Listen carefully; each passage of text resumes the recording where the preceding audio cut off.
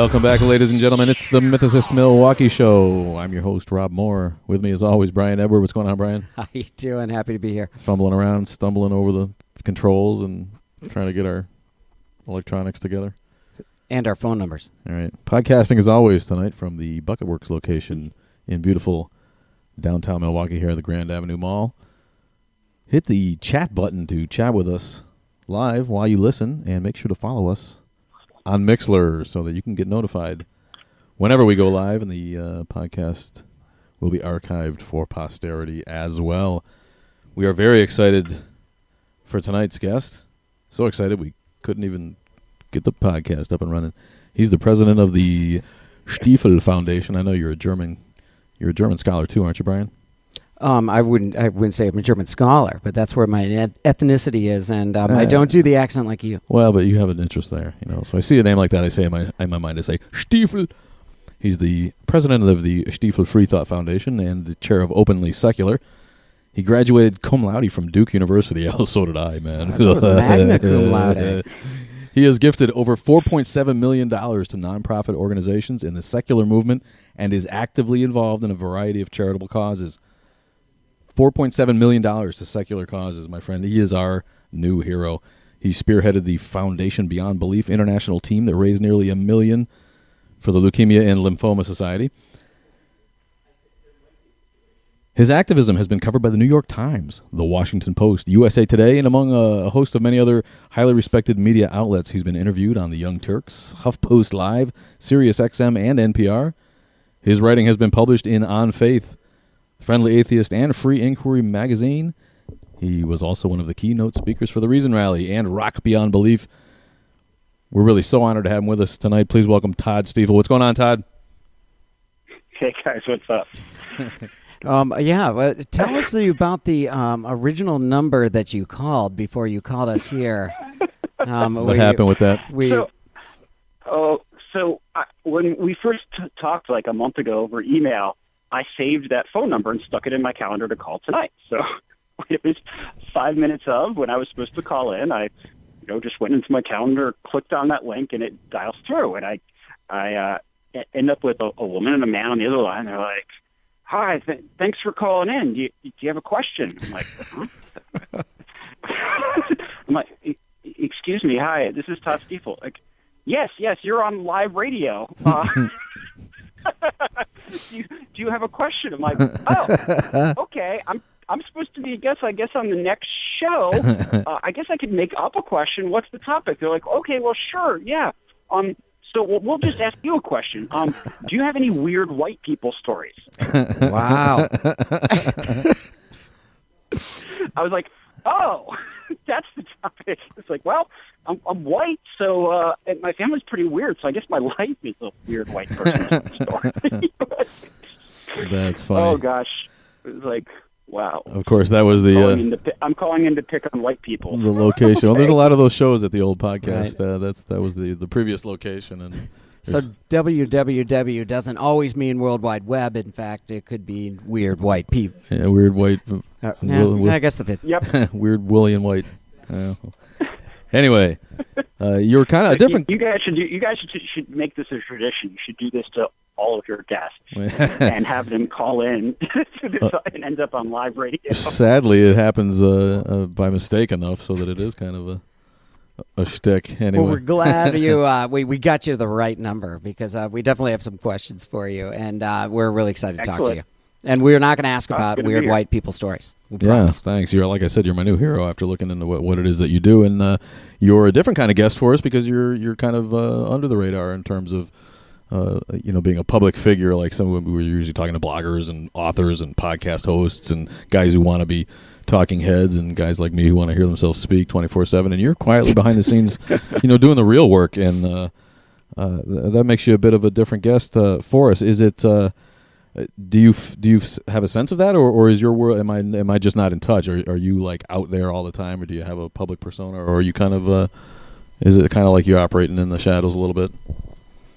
Mostly under the radar. I hosted a podcast for a while, but it was a monthly show, so I didn't.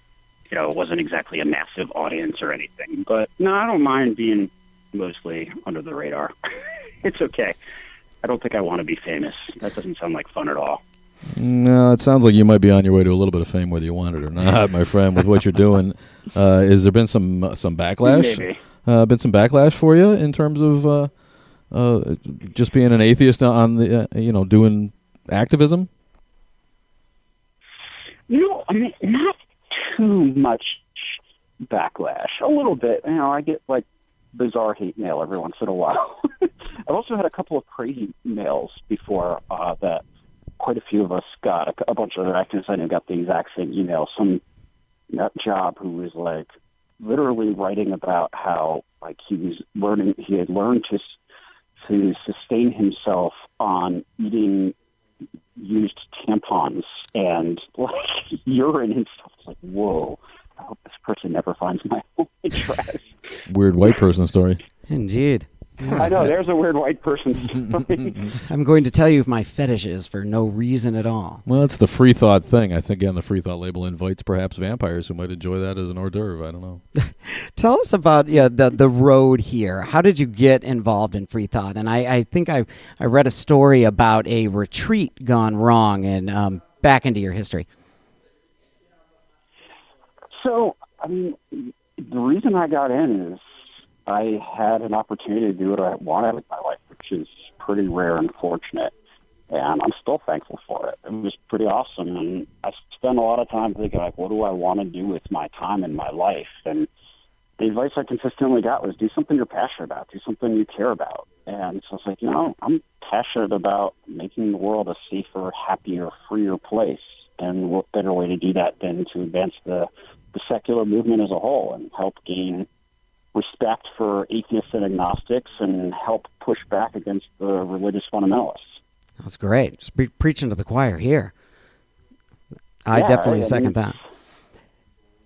So it's just such an important work. I mean, and fortunately, we've got such a wonderful movement with so many awesome people in it doing so many wonderful things. But what we're doing is, to me, is one of the ways to save the world. If we don't push back against dogma and irrationality, humanity's going to destroy themselves, and we're the people who've got to do something about it. Mm-hmm. We're the counterbalance to the people who don't bother to think reasonably.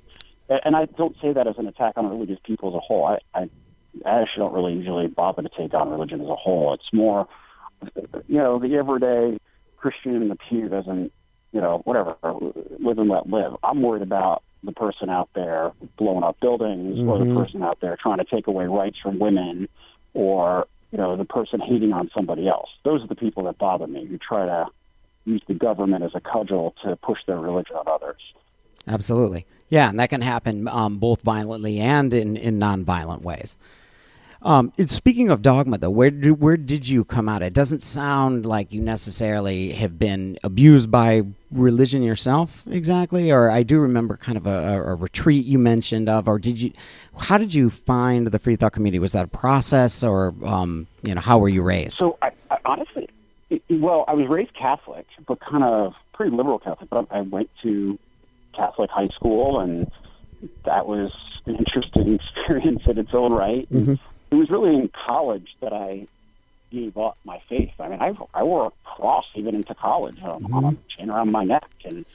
But I made the mistake of taking a class in Old Testament history, and I was like, oh, so there's the good answers to all those questions I've been having about my faith all these years and getting bad answers. Like, oh, there's real, legitimate answers here, and there's actual study of the Bible, and wow, I didn't know all those things were in there. They didn't bother to teach me that in Catholic school. We didn't read Job or Revelations, or so it was pretty eye opening. And from that point on, I was like agnostic, and I found the movement really just online, just doing searches and learning and going out hunting down, trying to figure out who all the different groups were, which is a complicated exercise. There's so many of them. Definitely. Okay, so you're coming from a place where you don't necessarily have grudges against religion, but you have seen some of maybe the abuses of power.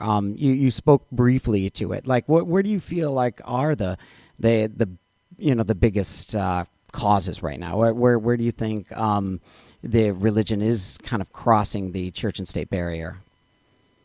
oh gosh, all over the place. It's crazy. I mean, and it seems like it's getting worse, not better in many ways. And I think that's also, but that's, I think, a sign of the death throes, not of religion as a whole. I don't think religion's dying anytime soon, but I think, at least in this country, this kind of fundamentalist religious right having veto power over the Republican Party it's not going to last. The demographics aren't going to work. The evangelicals are shrinking and dying off of old age, and the new generation does not agree with the position of the religious right on a lot of these issues, and I think it's going to start costing them votes. And at the end of the day, politicians really only care about votes. I think that's what matters. It really looks like that on a certain level, but we also see these giant prairie churches, I like to call them, springing up, and I do see young people buying into this crap, and they do what they need to do to justify it with the fact that they have a gay friend or whatever, but they're still drinking the Kool-Aid, some of them. How do we stop that, Todd? Oh, absolutely they do. I mean, yeah, there's certainly people out there, but as a total populace, it's changing, and it's changing really, really fast. Mm-hmm. And how do we stop it? I mean, I think some of it, a lot of ways I see my job is accelerating the process, because I think the process in a lot of ways is going to happen on its own. I mean, frankly, religion itself thrived for so long because it was able to control information. It was able to burn books. It was able to even pick their own books. So like, hey, let's compile the Bible. Well, we'll exclude these books and we'll include these books, and all the ones we excluded, let's go start burning all of the copies of those, trying to erase history. That's not possible anymore. Right. In the modern world, information is out there. They can burn our books, but they can't burn our internet. And people have access to the stories and the information like never before. So I was actually just reading a story on the Church of Latter-day Saints, the Mormon Church, and how they're having to develop strategies now to teach the faith differently than they did 20 years ago. Because 20 years ago, they could hide all the BS. They could hide all the crazy foundations of their church, which is parodied so well in the Book of Mormon. Now, that stuff's all out there. There is no hiding that their founder was a convicted fraud and claimed he translate these things, and by looking at gold tablets, then they get the original version gets destroyed, and the new version's totally different than the last one, and all these things about the religion that are just clearly bullshit, frankly. They can't hide it anymore, so they have to come up with new ways of persuading people. Well, guess what? You tell crazy stories and don't have good answers for them, people are going to ask more questions. And now they can go out there and get the answers. Right, and communicate with others that already have made the leap.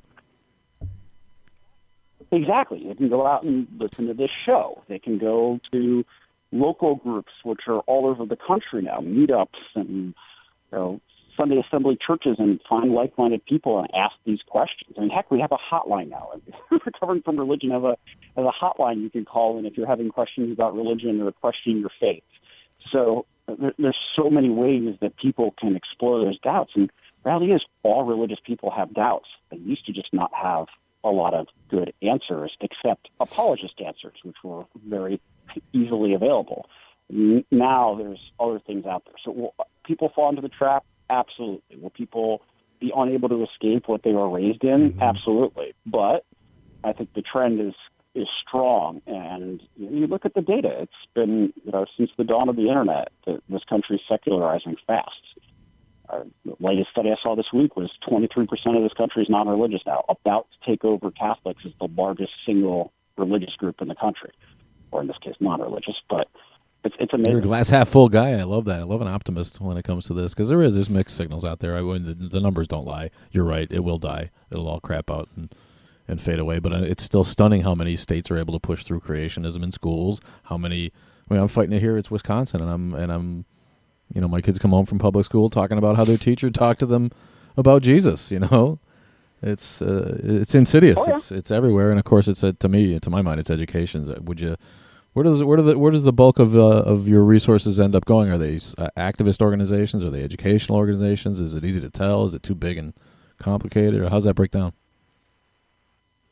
Which organization? Well, do you concentrate on anything in particular, like education or actual activism? Do you get behind lawsuits at all? And where's the bulk, or is it really widespread? Give us a little idea of how that money gets spread around. It goes to all sorts of different things. So, over time, I've invested in some of the billboard campaigns, just trying to build awareness. I refer to me, the billboard campaigns are more of guerrilla marketing, because it's not the billboard itself that gets the attention. It's the fact that the billboard gets media, and then people see your story in the newspaper or see it on TV, and it builds awareness. I've invested in all sorts of different groups. I mean, almost all of the major groups in the country I've given something to, just trying to help them in various ways, from trying to boost Camp Quest to working with Foundation Beyond Belief. I mean, all sorts of different areas, but what I'm doing right now is focusing on Openly Secular, which is specifically trying to eliminate the discrimination piece, because I'm tired of hearing the stories of people losing their spouse, or losing a job, or losing a friend over not believing the same thing as the majority believes. And to me, that's type of discrimination just can't stand, and we need to stand up against it and push back. And one of the key ways to do that is by emulating the most successful strategy of the LGBT movement, which is being open about what we believe and being out there talking about who we are, so people recognize, oh, I do know an atheist. I do know an agnostic. And you know what? They're a pretty good, decent person. That's true. That does help. So it's both social and political discrimination of which you're looking at combating. Oh, absolutely. I mean, from the political side, that's going to take a lot more time. But you look at the makeup of our Congress versus the percentage of the country that's non-religious. Right now, there's one non-religious person in Congress, or publicly non-religious. Right, in California, I believe. How many of them are privately is sky high, but one publicly non-religious person. We're over 20% of the country. There should be over 100 Congress people that are non-religious. Right. Think about that. 100 of them. They should be everywhere, and they're not. They're in hiding because they know they won't get elected. Right. As a matter of fact, I have an interesting kind of sidebar story. If you have a minute, which is I went lobbying with the Secular Coalition for North Carolina a couple of weeks ago, trying to get some progress on the North Carolina Constitution, which currently bans atheists from holding public office. One of the 7 states. Now, okay. Yes, we're one of the 7 states. So it's been ruled unconstitutional. It's been overturned. This is not something that is enforceable anymore, but it's still on the books. So it's much like in North Carolina history, they left women not being allowed to vote in the North Carolina Constitution for 50 years after the 19th Amendment was passed nationally. It just kind of is a slap in the face, like, we disagree with the federal government giving women's rights. So, Eventually, they took it out of the Constitution. And our thought is, it's time to take this out too. It's a slap in the face, and it's a power thing. If they can keep that in there, it shows that we're second-class citizens, and it shows that they have power over us. And it shows any young person growing up reading their Constitution for the first time, I'm a second-class citizen. My government doesn't trust me. They don't like me. And maybe I should hide who I am because there's going to be repercussions. Right. And so, to me, this is something that it's a no-brainer. It's something that almost everybody should be able to agree on. I mean, Christians, Jews, atheists, we should all be able to agree that you should be able to hold public office in this country if you get elected, regardless of what your religion is. This is like a core founding American principle. Indeed. So we go, and I'm speaking to the choir. So we go lobbying, and I won't give any of the names of the people we talk to because they would be upset. But we talked to several senators and representatives for the state, and the 3 I spoke with, all 3 completely agreed with us. Completely agreed. They're like, Absolutely. That provision is disgusting. It has no business being in the Constitution. It's totally illegal. It should be removed. But I'm not going to touch that one. I should do it. The big but is coming, right? But and one person in particular was particularly okay. Met in his office, closed the door. He's like, I hear what you're saying. I've been actually waiting for one of you to come lobby me on this issue. I knew it was only a matter of time. And he's like, I think you and I agree on everything except one thing. I'm like, well, what's that? He's like, that I should do something about this. Nice. I was like, oh, okay. So you're saying no to helping? He's like, absolutely. I am saying no. He's like, look, while I may agree with you on every point that you could make that this thing should be gone, he's like, I can't touch this thing. If I'm seen as related to this, that is the end of my career. He's like, and I'm here to make a difference. I'm here to push things through that help. I can't help if I get voted out. Right. And I will be voted out instantly. I'm done. And it's like, wow, that people need to know that more. Because essentially he's saying he's afraid. Well, you can't play the game if you're not in the game. That's of course. one of those things. Right. He's afraid. Absolutely he's afraid. And he should be afraid because that's how powerful the hatred is. That's how powerful the religious fundamentalists are in this country in terms of controlling things and the fear factor. It's, well, if you is helping atheists, even if it's to uphold the American Constitution, which they swear to uphold, even if it's doing your duty, being as American as you can be, following the American Constitution, that is a vote you out of office offense. That is political suicide. And that just shows why our movement is so important, why we have to push back against this and get to a point where this change is mostly symbolic. Yes. But this is exactly why it needs to happen, because right now, it not changing is also symbolic. Mm-hmm. You choose not to decide. You still have made a choice. Well, you choose not to change this. You're still choosing to leave it in. And that symbolism is exactly what the truth is. Atheism is a stain to these people. It's something to be distrusted and thrown aside. And we need our politicians to not be afraid to actually do the right thing.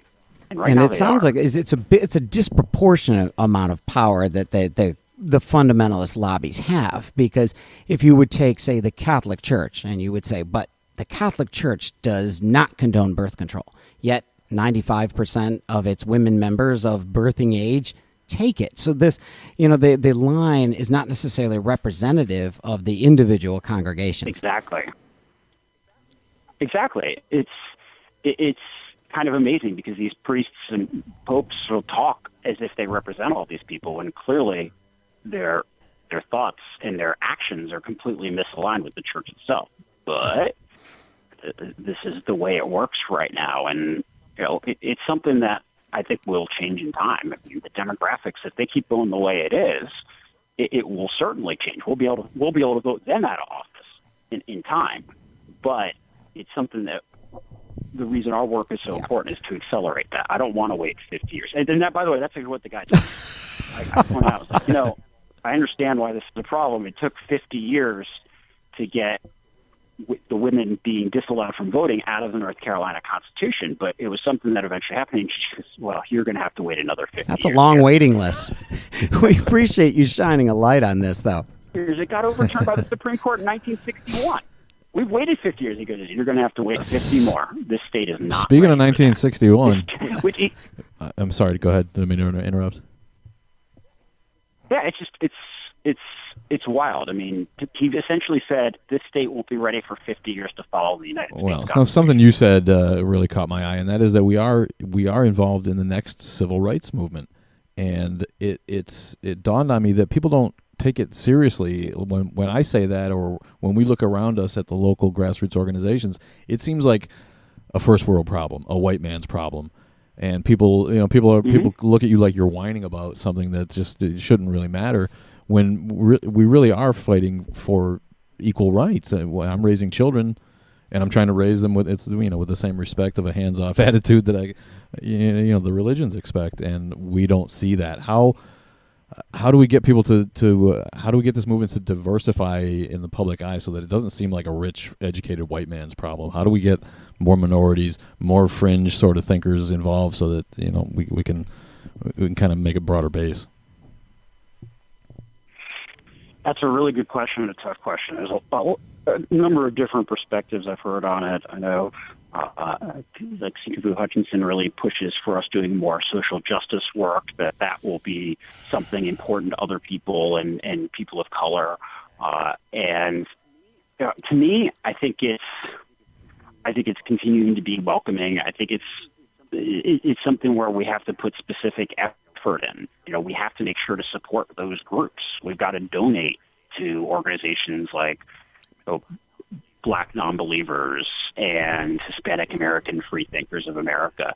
And we've got to specifically get out there and help those organizations grow and thrive, because as much as we do, people are going to give a lot more credence to people they're familiar with and people from within their own cultural group. And there are tons of Black atheists out there, and the consequences to them are, from my experience and what I've seen, it's much harder to be a Black atheist than it is to be a white atheist. So we've got to get out there and enable the Black free thought leaders to do what they need to do and drive awareness. But we also have to knock down that discrimination in general. And the country as a whole has a discrimination issue against atheists. 45% of Americans feel you cannot be moral without a belief in God. Well, that's almost half the country. That's a pretty big problem that we are immediately assumed to be evil. We've got to get that number lower, a lot lower. And as we knock that discrimination down in general and make it more acceptable to be a free thinker in this country, it'll become easier for the groups that don't have as much privilege and aren't as privileged to be able to take that social risk and don't have as much pressure from within their community. For the people who have more pressure in their community, it'll become easier for them to be open about their beliefs too, as we lower that overall discrimination. That's a great pressure. thought. And part of what we're doing here in Milwaukee is bringing in a new chapter of the Black Nonbelievers. We're going to be debuting that group here in probably June or July, after our Myth Information Conference, which is impending here on April 25th. Excuse me. Milwaukee's been a secular black hole really for a long time. It's steeped in Catholicism and German Lutheranism, and it just really been hard to break through here. So the few of us in the room here at Mythicists Milwaukee, along with sister groups like Swift and Craft in the area, have been starting from the bottom, a grassroots effort, and we're seeing small gains, but it's incumbent on all of us, I think, like you said, to invite minority groups in, reach out to those sort of demographics that aren't normally associated with this kind of movement. And Antonio's got a comment therein. Hello. I think another thing is we have to be aware. And when we're having conferences, we've got to be aware of the makeup of the speakers. If it's all white men, that's a problem. We need to make sure we have diverse speakers in our movement and at our events. We need to make sure that we empower people to the best of their ability. And a lot of times, social science shows that we're more comfortable with, and that includes culturally. And so it's easy for us to fall into patterns of being closer and talking more with people who are more similar to us. We've got to be cognizant of that and break out of that and make sure that we are inviting people of all sorts of different genders, different colors, backgrounds, sexual orientations, etc. Yeah, Todd, we absolutely agree.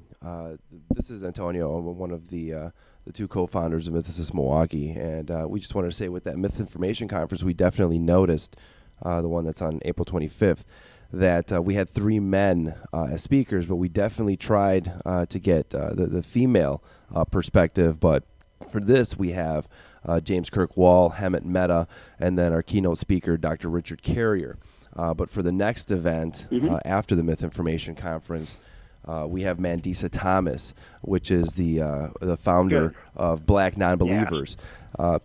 So for us, our vision or our mission is, provide an outlet for those, who wish to learn and share knowledge and create awareness of the mythicist position through evidence-based arguments, and with the vision of having supernatural characters and events be viewed as mythology, and to see an end to the use of religion for social control. So no matter what your faith or dogma, we definitely hope to openly share information with one another and enlighten ourselves and others with historical facts that are presented with us. And with that, we definitely believe in supporting the LGBTQ movement, women's rights, children's right, the elimination of religiously based laws as well. And through our work, we've also traveled to Egypt and Nicaragua and Greece. We created a documentary on the Muslim call to prayer in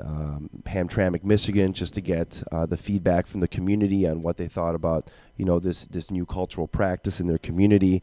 And we've also been working with other magazines, and we've been interviewed in the local area. But it is absolutely true that this is a black hole in the Milwaukee community, Milwaukee being the 17th most religious city in America. It is very difficult for us, to move quickly, but we have taken advantage of the fact that because there aren't very many groups vying for secular ideals here in Milwaukee, we do have the ability then to fill that gap. And, with that, Todd, because this show is about you, I just wanted to, indicate that we are going to do the myth of the day, and then we will move forward with you, Todd. So here, the myth of the day being that Jesus' birth sequence is completely astrological, and that the star in the east, which is the brightest star in the night sky, on the 24th of December aligns with three other bright stars, which you could find in Orion's belt. And those bright stars are called today the Three Kings. Well, they were also called the Three Kings in ancient times. And the Three Kings in that bright star Sirius point to the direction of the sunrise.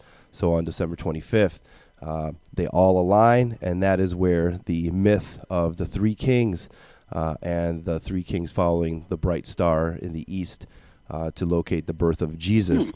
That is the origin. Look at that. You learn something new every day. Or the three magi, depending on which story you read. Myth of the day. Thank you, Antonio, for that. This is the Mythicist Milwaukee show. We're talking to Todd Stiefel. He's the head of the Stiefel Freethought Foundation. And he's a benefactor to the secular movement and a hero, rightly so, of all of us. God, what it... I want to point you Todd. You mentioned the atheist discrimination, both social and political, and you gave us a great political example.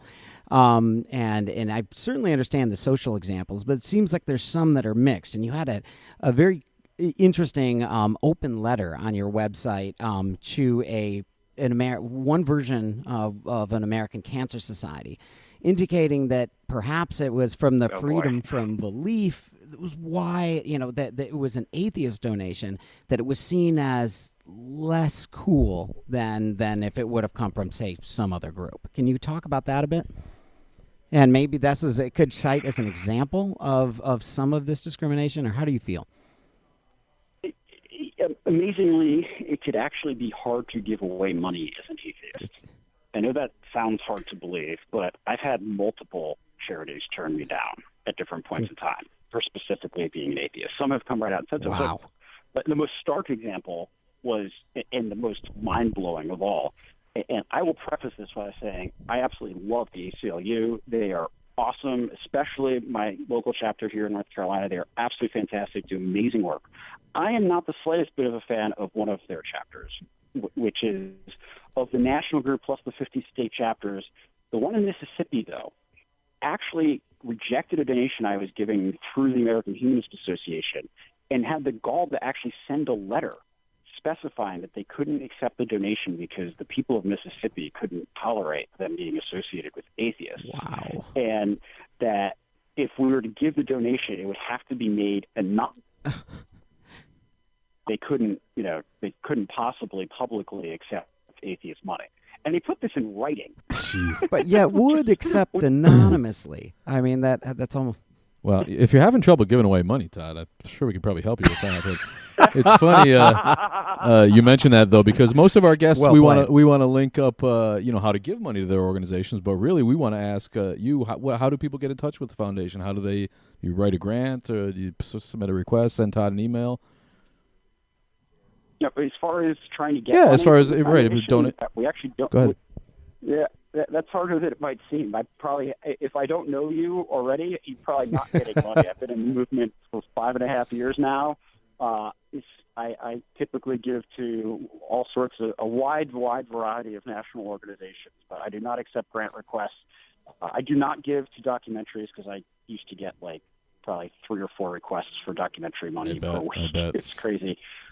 And so, yeah, I work with people and organizations I know. And if new organizations popped up, I would certainly consider them after they got a 501c3 status. If they're a national organization, there's so many local groups across the country and regional groups that it's impossible to really cover all of them. So I try to focus my resources at the national level with organizations that are really making a difference. And the local groups are as well, but it's hitting national is a way to kind of hit everywhere at once. It makes the most sense. But you can learn more about the foundation at stiefelfreethoughtfoundation.org. I have a Twitter account, just Todd Stiefel, and my foundation's also Do you on follow Facebook. back? On Twitter? Do you follow back on Twitter? Do you follow back? If I follow you, will you follow back?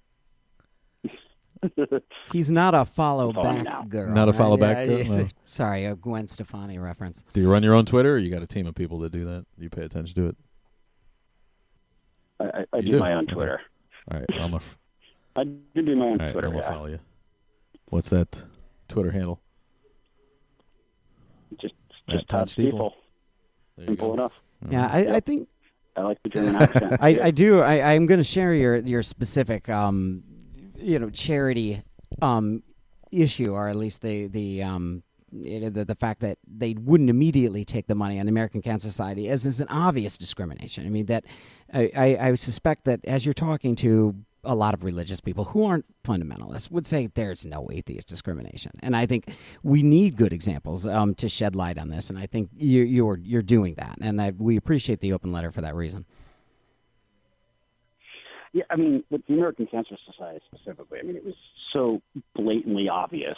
I mean, they had agreed to accept the money. They had agreed to be a national partner, and then all of a sudden they stopped returning calls.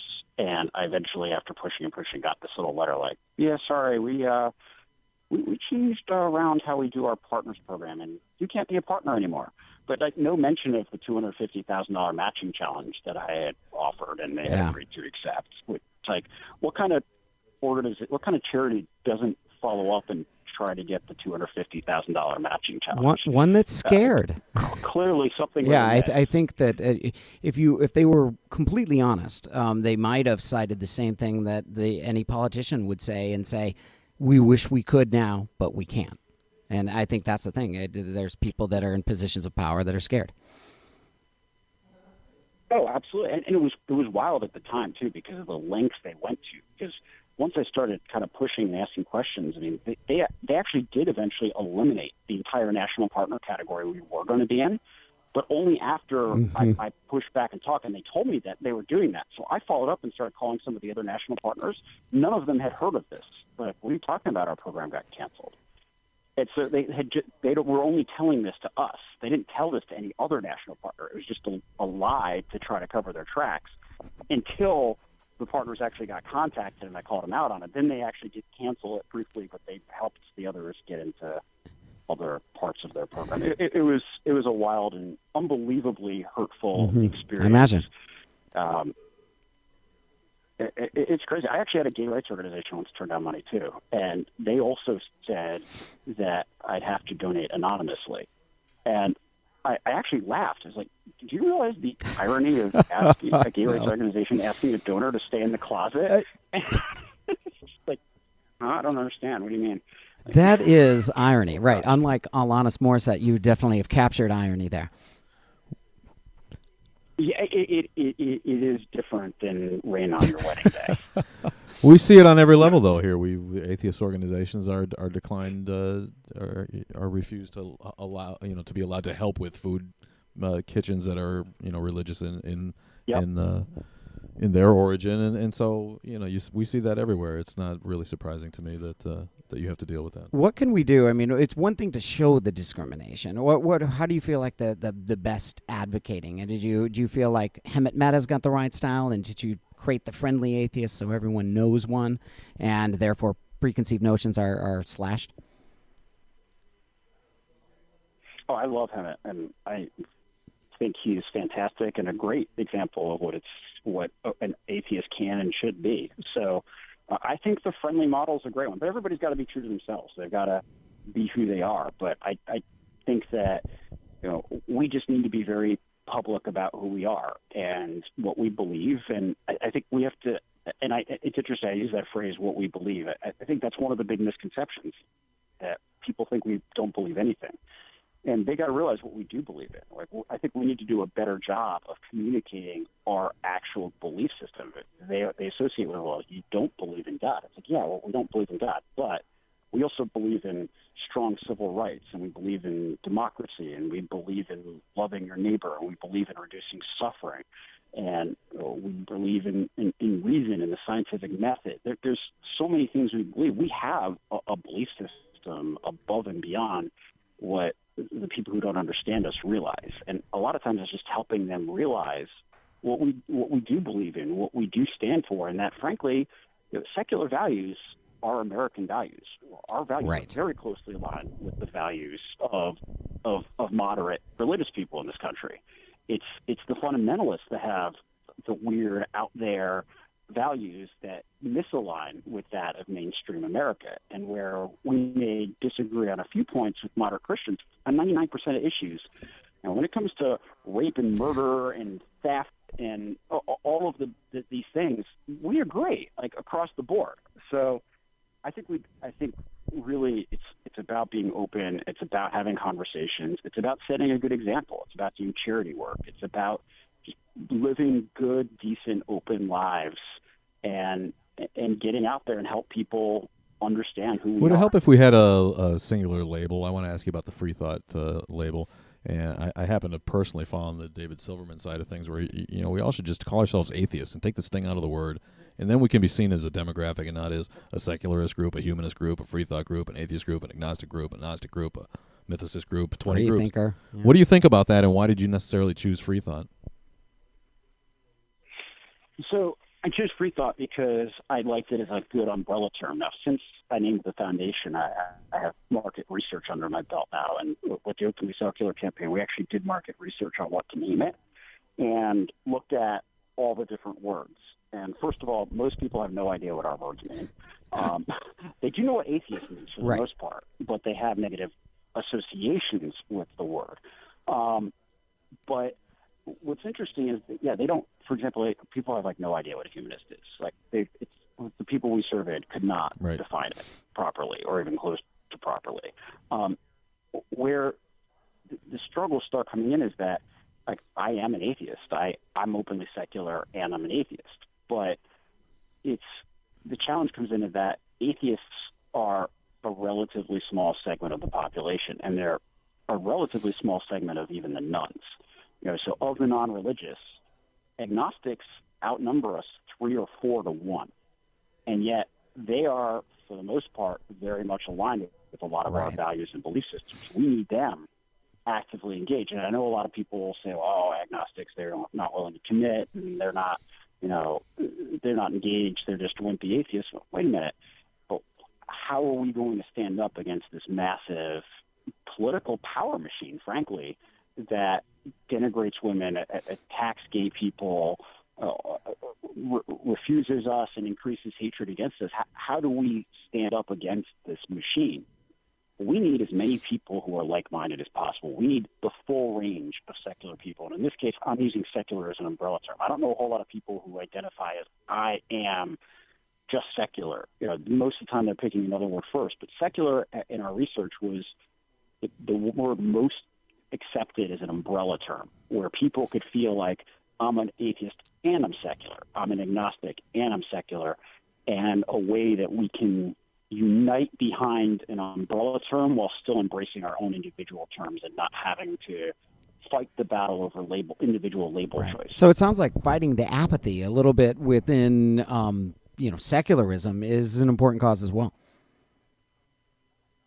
Oh my gosh, yeah, we've got to get people engaged and out there. And there's so many people that are, will say, well, I'm spiritual but not religious. And if you actually dig in, they're pretty much an atheist or an agnostic. They just are indifferent to the issues. But once I think we need to help those people understand why this is important, that there is real discrimination going on. There is real harm going on. There is this massive power machine out there that thrives and needs us to be in their place. They need us to be outcasts, to be considered immoral, to be considered a voice that's not to be trusted or listened to, because that's the root. We're considered immoral, and we're pretty much the least trusted group in the country. Well, what happens when America starts trusting us in time? What happens when they start listening to us? Well, we're not just considered evil, immoral people that must be shunned and ignored. Well, next thing you know, our ideas are listened to and are respected, and then they become influential, and that's when you start seeing the dogma falling much, much faster. That's when you start seeing religious people moderating their own beliefs. And sure, most of the country is still going to be religious, and that's totally fine with me. Just drop the dogma, drop the power, drop the trying to use the government and the schools to push your religion. We'll see that start dropping a lot more once we have respected voices. But that's really the first step. People do not listen to somebody they don't respect. And right now, we're not respected by most of America. We've got to gain that respect first. That's the key to really changing. That's a good point. That's a good point. So essentially, you're winning hearts and minds here. Got to win hearts. Well said. That's at the bottom of. And we deserve it. We have our bad apples just like anybody else does. But in this country, it's not acceptable to discriminate against somebody because they're Jewish. It's not acceptable to discriminate against somebody because they're Christian. But it's totally acceptable to discriminate against somebody because they're an atheist. It's nearly expected. That's got to change. Right. Oh, and as we see with these politicians, it's expected. It is politically career suicide to support atheists in any way publicly. That hasn't the media? It occurs to me that it's kind of come full circle and is a double-edged sword, because what you're talking about actually reflects the beginning of the country in my mind, when an educated, deistic, kind of a free thought community started the country and fought for the religious fundamentalists who made up the frontiersmen and the people who were kind of out there scratching a living out of the dirt, the Puritans and those kind of folks. The educated gentry that ended up starting the country were much more, like you said, moderate religious people these days, or even vaguely deistic, or don't really have any dogmatic thoughts at all. And then as time went by and the media became a tool for public officials to pander to these fundamentalists, we kind of went the other way. And now, as you point out, with the internet, it's going back around, and people there's just too much access to information, and we're going to win the battle in the end. But isn't that what it really amounts to? We need the politicians to quit feeling like they have to pander to a religious right.